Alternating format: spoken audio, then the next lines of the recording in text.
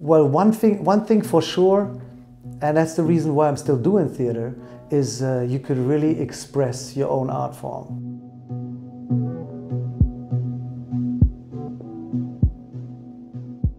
So now when I'm doing my thing in the theater, it's not necessarily hip-hop, it's not necessarily poppin', lockin' or breakin', it's what I made with it, what I structured with it, and it could be totally different from what people that are deep inside the culture, what they think would be the right picture. The symbolism in our dance, I think, is very important, especially to go forward and to push something into the next generation, be creative and do something new and surprise people.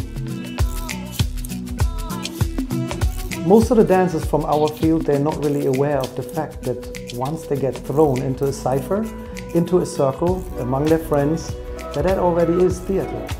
You develop a certain dramaturgy in your solo, you have to have a beginning, a middle part, an end.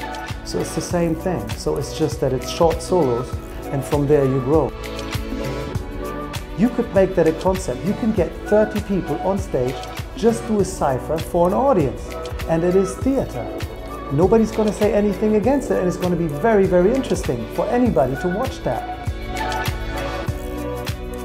Doing so many industrial and commercial jobs back in the days, of course, you know, like you get a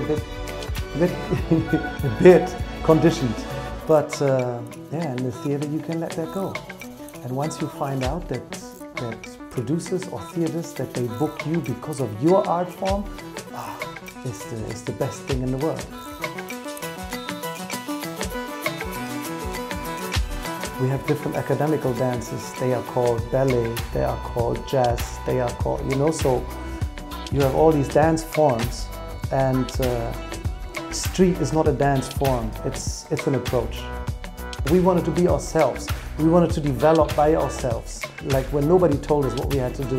And it was perfect for all these people that did not fit into the system, because there they can develop what and how they want to develop, and there's nobody that tells them, look, sit still and listen.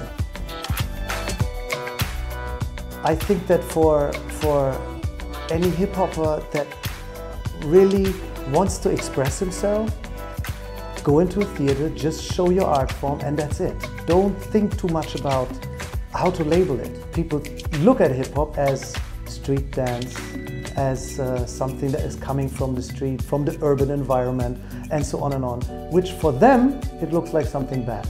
It's not bad at all, but people don't look at the good aspects of it.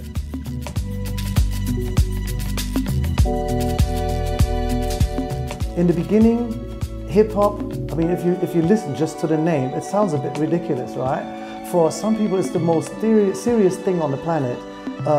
B-boying, breakdancing, all these terms, they are order words, and order words, they grow in us. The same way as contemporary dance grows in us. So when you hear contemporary dance, but then you look at hip-hop dance today, you see that hip-hop dance is much bigger, it's much more contemporary, and it's much more of like what currently is really happening most in our culture.